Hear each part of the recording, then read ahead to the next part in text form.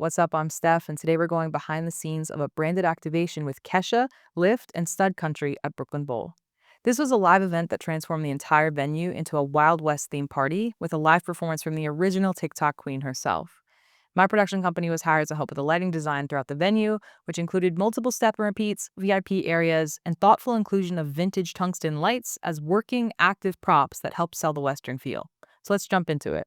We had four large custom painted backdrops to set up, one in the entry to the venue, one at the first photo op where we had a photographer stationed, one at the custom cupcake and treat bar, and the last one where we had a mechanical horse that you could actually ride. The task was to make sure each area was evenly lit for photos, but had a dramatic and visible spotlight on the backdrop, while generally maintaining a low light ambience for the partygoers and also incorporating some pink color pop to represent the Lyft brand. Easy, right? Now, something to note was that we had limited power draw, very few outlets, and no access to the breaker board or a clear understanding of where our circuits were. That meant we had to plan really efficiently. So while the client wanted us to design with these old, hot, vintage tungsten units in mind, we still couldn't go big, or else we could pop a circuit fast. These older lights typically pull way more juice for way less output. We went with 1K mole lights, which were a fair balance between aesthetics and functionality. The most unruly backdrop to set up was the one right at the entrance of the venue, where they had a red carpet set up.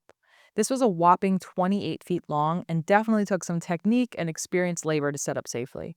I knew we would need a lot of light for this backdrop, especially because it set the tone for the event as you walked in. The majority of this hallway was lit with battery-operated LED par cans, which we could set to run for several hours.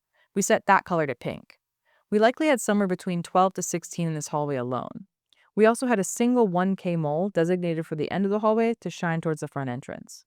Area 2 is what we called the landing pad. This is the first backdrop inside the venue and the activation space. It was stationed by the dessert bar where there was a custom horseshoe for photo ops. We had one mole spotlighting this area with two Astera pixel bricks overhead to give it a pink glow.